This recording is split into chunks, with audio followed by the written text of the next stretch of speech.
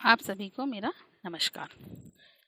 आज हम पढ़ेंगे न्यायपालिका, विशेष तौर पर भारत के संदर्भ में। हर समाज में व्यक्तियों के बीच, समूहों के बीच, व्यक्ति और सरकार के बीच कुछ न कुछ विवाद उठते रहते हैं। इन विवादों का निपटारा किस तरह से किया जाए, ये भी एक महत्वपूर्ण प्रश्न होता है।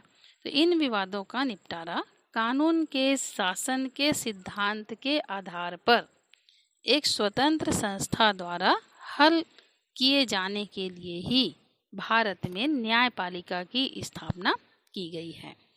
कानून के शासन का अर्थ ये होता है कि कानून की नज़र में धनी और गरीब, स्त्री और पुरुष, अगड़ा और पिछड़ा सभी एक समान हैं। सभी लोगों पर एक समान कानून लागू होगा। जैसे यदि एक अमीर आदमी किसी की हत्या करता है और एक गरीब आदमी किसी की हत्या करता है तो दोनों की सज़ा एक जैसी ही होगी। ऐसा नहीं है कि गरीब है तो छोड़ दिया जाए, सज़ा दिया जाएगा और अमीर है तो छोड़ दिया जाएगा। इसी को कहते हैं कानून के शासन में समता का भाव। न्यायपालिका की मुख्य भूमिका क्या होती है? तो न्यायपालिका मुख्य रूप से कानून के शासन की रक्षा और कानून की सर्वोच्चता को बना करके रखता है। न्यायपालिका व्यक्ति के अधिकारों की रक्षा करती है। कोई भी विवाद होता है तो उसको कानून के अनुसार हल करती है और यह पूर्ण रूप से सुनिश्चित करती है कि लोकतंत्र की जगह किसी एक व्यक्ति या समूह की तानाशाही भारत देश में ना हो। इसके लिए जरूरी ये होता है कि न्यायपालिका को राजनीतिक दबाव से पूर्ण रूप से मुक्त रखा जाए।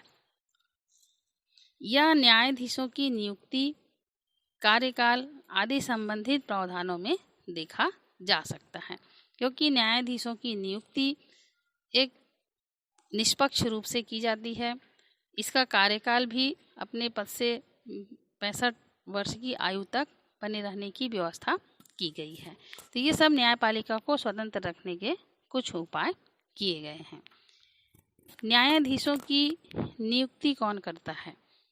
ये खास करके सर्वोच्च न्यायालय के विषय में है। तो सर्वोच्च न्यायालय के मुख्य न्यायाधीश की नियुक्ति करते हैं राष्ट्रपति।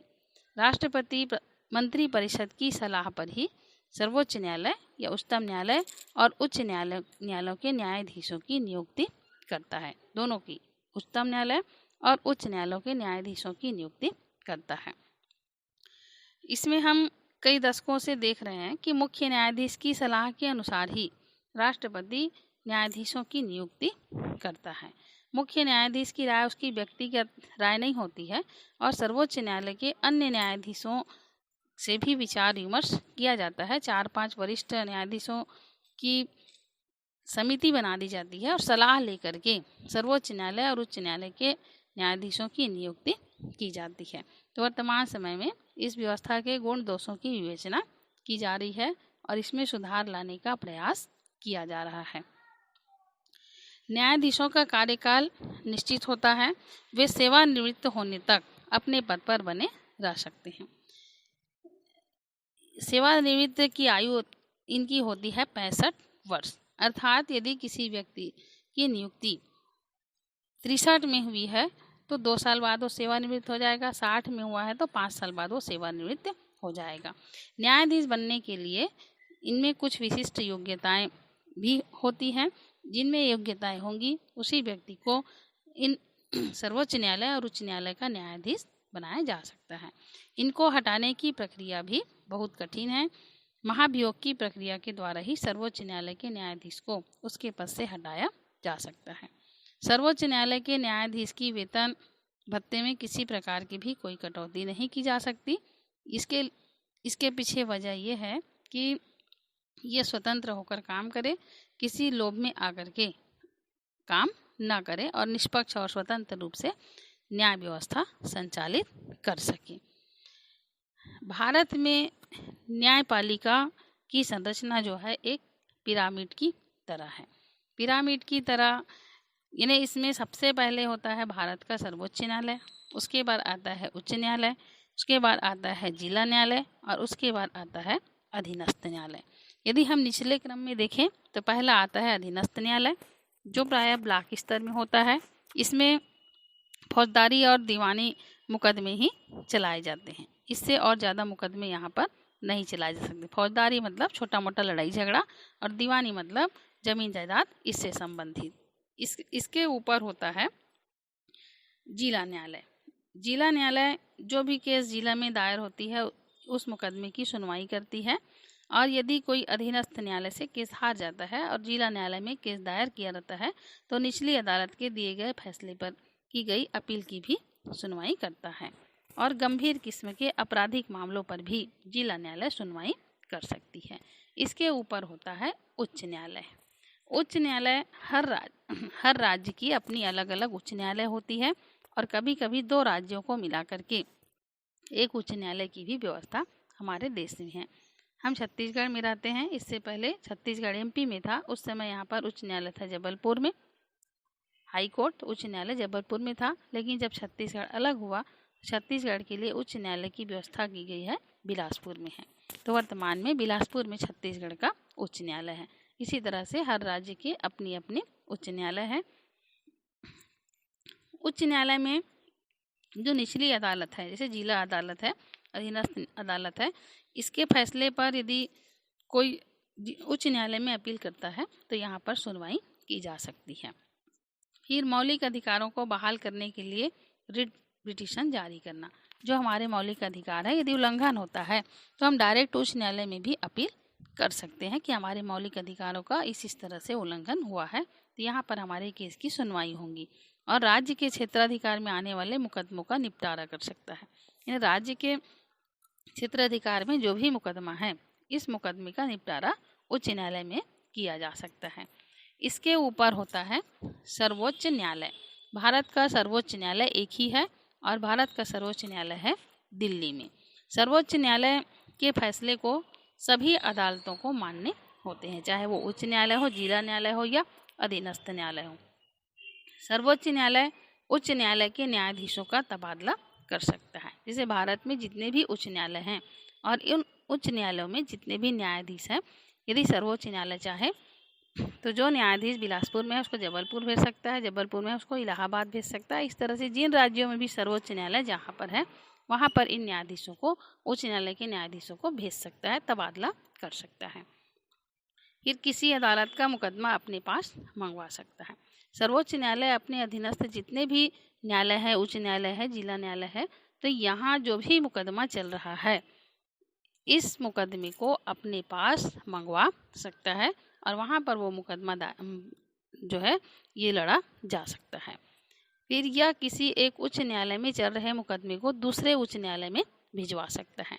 मान लीजिए कोई केस बिलासपुर में चल रहा है, बिलासपुर छत्तीसगढ़ का उच्च न्यायालय है, और संबंधित व्यक्ति चाहता है कि नहीं मेरा केस जो है जबलपुर में चले, मध्य प्रदेश के उच्च न्यायालय में चले, तो यहाँ सर्वोच्च न्यायालय बिलासपुर उच्च न्यायालय से वो केस जबलपुर उच्च न्यायालय में मंगवा सकता है, भिजवा सकता है।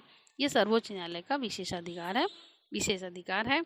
और भारत के सर्वोच्च न्यायालय के द्वारा जो भी निर्णय लिया जाएगा उस निर्णय को जितने भी उसके अधीनस्थ न्यायालय है इनको मानना ही पड़ेगा, सभी व्यक्ति को मानना ही पड़ेगा। सर्वोच्च न्यायालय 2 या 2 से अधिक राज्यों के बीच जब लड़ाई झगड़े की स्थिति आती है तो इसमें भी दखल अंदाजी करके अपना फैसला दे सकता है। ये तो भारत में न्यायालय व्यवस्था जो पिरामिड की तरह है उसको हम पढ़ें, जिसमें सर्वोच्च न्यायालय पहला है, उच्च न्यायालय है, उसके बाद जिला न्यायालय है और उसके बाद अधीनस्थ न्यायालय है। भारत का सर्वोच्च न्यायालय के हम थोड़े से यहाँ पर थोड़ा सा कार्य को पढ़ लेते हैं। तो हमारे संविधान में सर्वोच्च न्यायालय का विशेष स्थान है। यह न्यायपालिका की सर्वोच्च संस्था है। अपने अधीनस्थ जितने भी न्यायालय है उसको निर्देश दे सकती है, उनके निर्णयों को पलट सकती है और सर्वोच्च न्यायालय के निर्णय को कानून का दर्जा प्राप्त होता है। सर्वोच्च न्यायालय के प्रमुख कार्य को हम थोड़ा सा देख लेते हैं, जिसमें पहला काम है दीवानी, फौजदारी और संवैधानिक सवालों से जुड़े अधीनस्थ न्यायालयों के मुकदमे की अपील पर सुनवाई करना। मान लीजिए कोई व्यक्ति अधीनस्थ न्यायालय, जिला न्यायालय में या उच्च न्यायालय में कोई अपना केस दायर किया है। ये केस दीवानी रुपया जायदाद से संबंधित हो गया, फौजदारी लड़ाई झगड़े से संबंधित हो गया और संवैधानिक मतलब कानूनी हो गया। इन तीनों सवालों में यदि अधीनस्थ न्यायालय में कोई केस चल रहा है और संबंधित व्यक्ति वो केस हार गया है तो ये अपील कर सकता है सर्वोच्च न्यायालय में, और यहाँ पर भी उसका केस जो है सर्वोच्च न्यायालय में लड़ा जाएगा।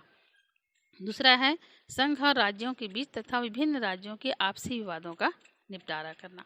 सर्वोच्च न्यायालय संघ और राज्य के बीच यदि केंद्र सरकार और राज्य सरकार के बीच कोई विवाद हो रहा है तो, या एक राज्य का दूसरे राज्य के बीच विवाद हो रहा है तो, जैसे मान लीजिए संघ मतलब केंद्र की सरकार और कोई राज्य से अपना छत्तीसगढ़ राज्य ही, दोनों के बीच में कोई विवाद हो रहा है तो इसका निपटारा सर्वोच्च न्यायालय में किया जाता है।